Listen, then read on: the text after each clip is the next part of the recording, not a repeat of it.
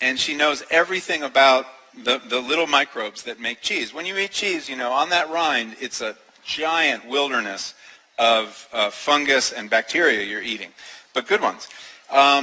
She was making cheese in a very traditional way with a wooden barrel and a wooden paddle. Now, any public health person would say, you can't do that. It must be stainless steel, you know, which we think of as the sanitary material. She was convinced, though, that the wood was important to the recipe for her cheese, and it was the way it was made in the Auvergne of France for hundreds and hundreds of years.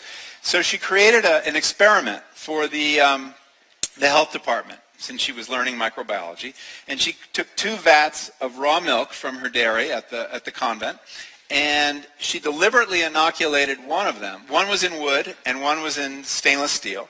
She deliberately inoculated it with E. coli, both of them, and waited 4 hours to see what would happen. And in the stainless steel vat of milk, within 4 hours, it was poison. You could not drink it. There was so much E. coli in it, it would make you sick. But in the wooden barrel, there was tiny, tiny little amount of E. coli. What happened? Well, the lactobacillus that lived in the wood, in the little grooves, because the recipe said, no, don't even clean out your barrel, just rinse it out. That white scum was full of these lactobacillus that as soon as they're exposed to milk, they break the lactose, as their name suggests, down into acids, lactic acid. And the acid kills the E. coli and makes the milk safe. So you see, the people in France for hundreds of years were practicing a kind of folk microbiology that was keeping them safe. And this is a wisdom that we lose. So it was a great lesson in how powerful traditional foods are.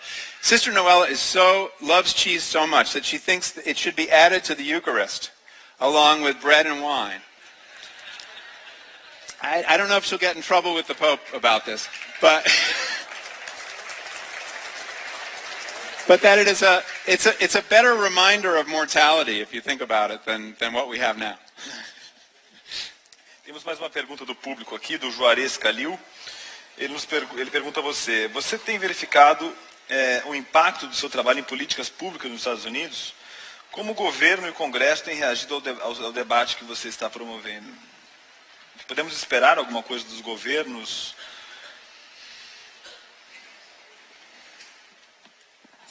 Well, we have to expect things from government. You know, we can vote with our forks, that's fine, and we can bring a lot of change about by supporting this alternative food economy that's rising everywhere. But there are many decisions we need the government to intervene on, and we need them to make agricultural policies that help support the right kind of agriculture, and nutrition policies that support the right kind of eating, which they're not now doing. In America, this is not because of my work, but my work is part of a movement in America, what we call the food movement, that is putting a lot of pressure on governments at the state and local and federal level. We have seen some small changes in the federal government. Obama has been a disappointment on these issues compared to what he said he was going to do. His wife, Michelle, has done some really important work elevating the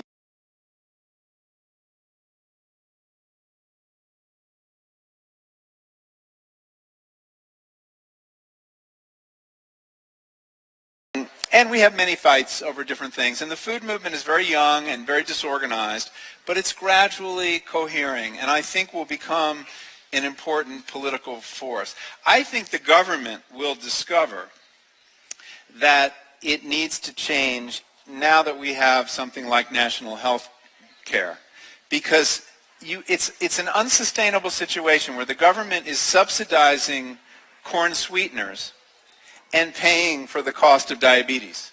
Our government is supporting both sides in the war on type 2 diabetes. And that just can't go on. We need to align our agricultural policies with our health policies. I would point out to something very encouraging that's happening in this country that you may or may not be aware of, but your Ministry of Health is announcing in September, I think, a set of nutritional guidelines that are quite revolutionary and very progressive. They're not based on nutrients. They don't talk much about nutrients at all.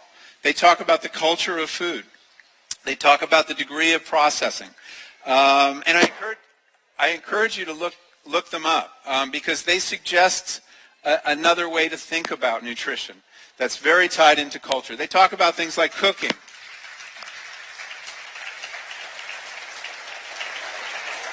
So I think this way of thinking is spreading, and I'm very encouraged, and I have a lot of hope that in the future that we will look back at this period as a great mistake and reconnect with our food traditions. Temos aqui muitas perguntas da plateia sobre a sua viagem ao Brasil, o que você comeu, comeu feijoada, se a sua avó reconheceria como comida as coisas que você está comendo aqui. Yeah. Not my grandmother, but your grandmother. I did eat feijoada, which I loved. Even more, I liked moqueca. I had several moquecas because we were in Bahia at first. And then I had a vegetarian one here in Parachi, which was delicious. I love that idea of eating out of a pot like that. And that street food, whose name I forget. Acarajé, thank you. I had that. And the funny thing about marijuana is people experience something as if for the very first time. It's like,